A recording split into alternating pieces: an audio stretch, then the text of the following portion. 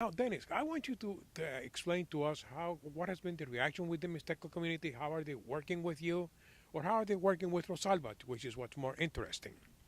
Yes, well, the Mixteco community is, I'm very proud to say, has fantastic representation here in Ventura County. In fact, nationwide, uh, MECOP is a leader in advocating for the Mixteco community. And nationwide, people are looking at what is happening here.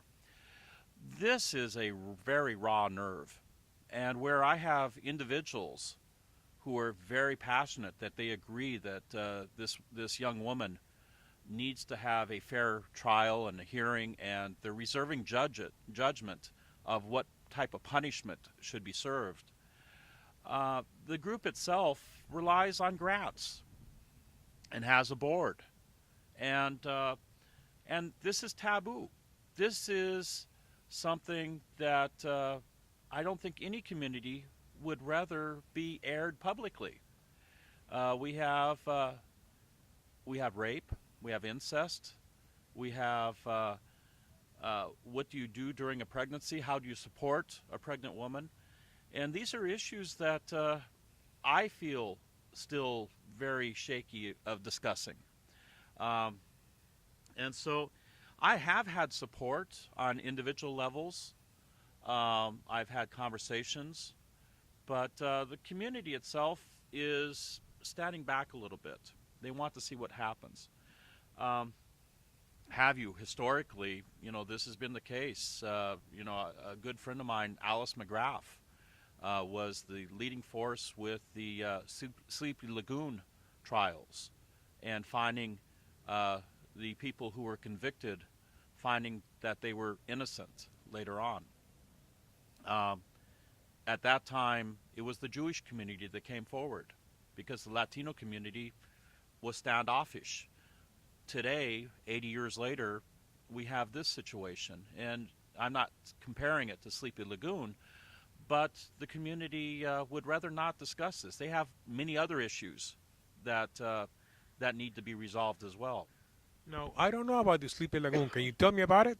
This was a case in the early 1930s, I believe, that one person had been killed, stabbed in Los Angeles, and I believe it was 8 or 9 young men who were zoot suiters at the time were all equally accused and convicted of wielding the knife that killed the one person.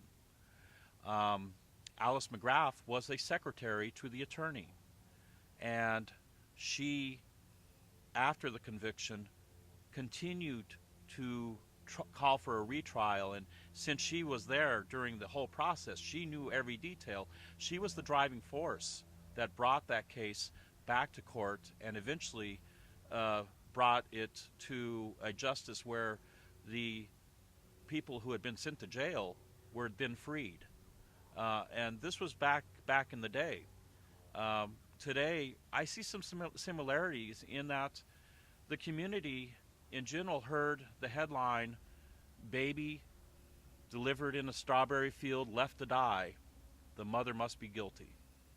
And where I have never said that Rosalba is innocent, and I'm not advocating for her being freed uh, flat out, I'm asking for a justice that is informed, that knows all the details, because I do believe that a tragedy happened, but I also believe that Rosalba is innocent in many ways because she is a victim as well, and she's been victimized. And so some balance needs to be found in court, and we're not going to find that balance by arguing whether she should have been questioned in Mixteco or in Spanish or in English.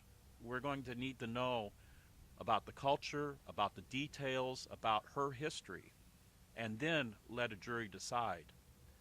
In other words, we have to weigh in all of the circumstances, all of the different nuances of culture, language, and that famous problem is how do you deal with a woman who's raped, escapes, comes here, and we all know about women and working fields and the fact that they dress in clothing that are loose so that they don't look attractive, because there is rape. And rape is one of the big secrets here. It is within the immigrant and farm worker communities. In fact, recently PBS had an airing of a show called Rape in the Fields that discussed this issue as well, which is another taboo in the greater community. Um, you know, the other part of this has been the community at large. I've been questioned quite a bit of why did I get involved. Well, this fell on my lap. I got involved because I knew the nuances. I was receiving information, and I was interested in making sure that the right outcome comes. I'm not sure what the right outcome should be, but I do know that it is going to need details. It's going to need to research the culture, the history, this young lady's personal history. Um, I've had many good friends, Christian, Jew, people who have faiths that I'm not sure of. And they look at me and they say, Dennis, you're an educator. You advocate for children. Why are you advocating for this woman? Well, I'm advocating for the baby as well. I don't want this to happen again. Now, what has happened recently, so Theodora and I we find out that the case is coming to court. And the day before the court date, we are going to hold a press conference. We want this case to be heard in its entirety. We do not want it to be left to a language issue of which language Rosalba was interrogated in. And we hold a press conference. We had very good coverage. We had Channel 7 News from Los Angeles come. We had the Ventura County Star. We had VC Reporter. We had others come. I also had several other people, elected officials and community members, who were going to speak as well. And one by one, they fell by the wayside. Just 24 hours before the conference, I was very nervous. This is a very serious case.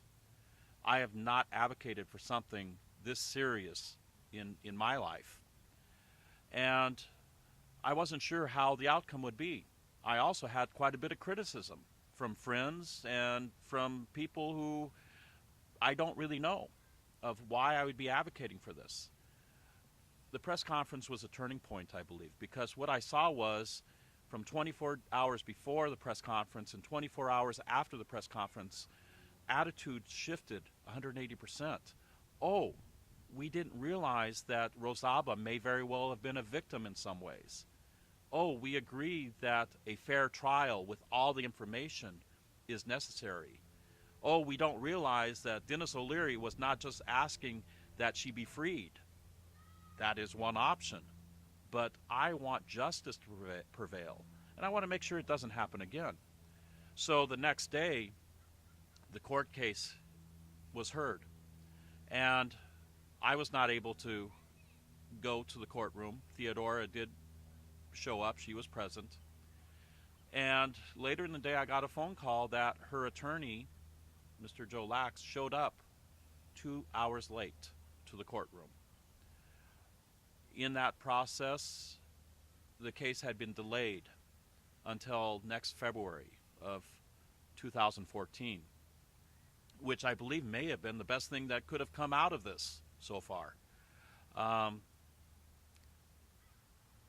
I cannot accuse the attorney of something he hasn't done yet, but I believe and I hope that this has put him on notice that even if he continues to be the attorney for Rosalba, I expect him to defend her.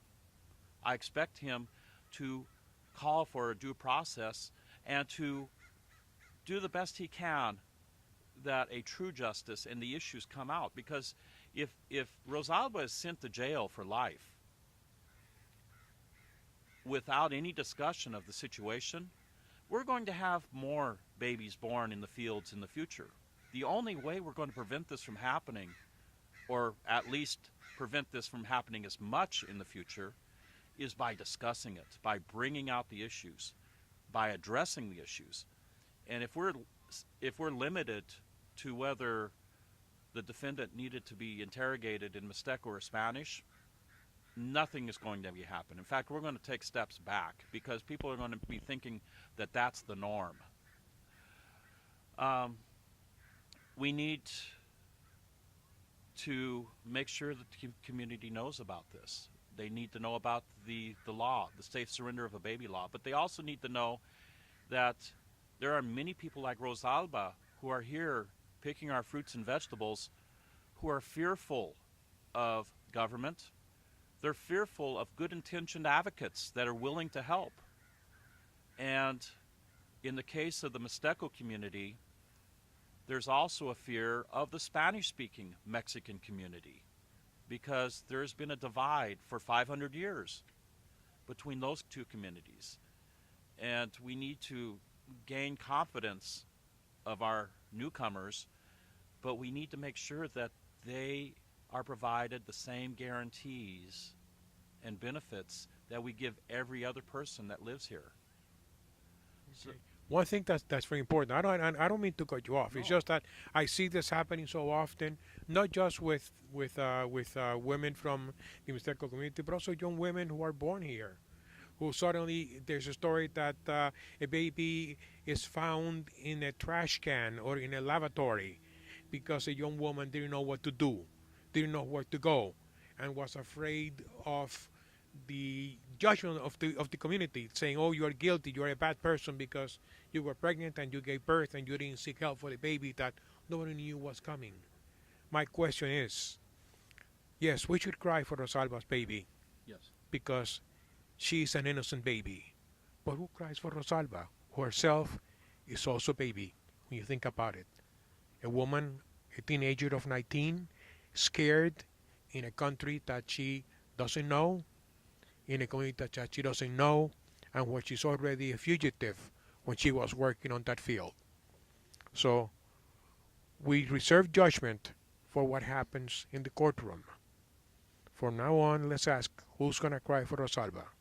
This is Carlos Licea for the Community Multimedia Center.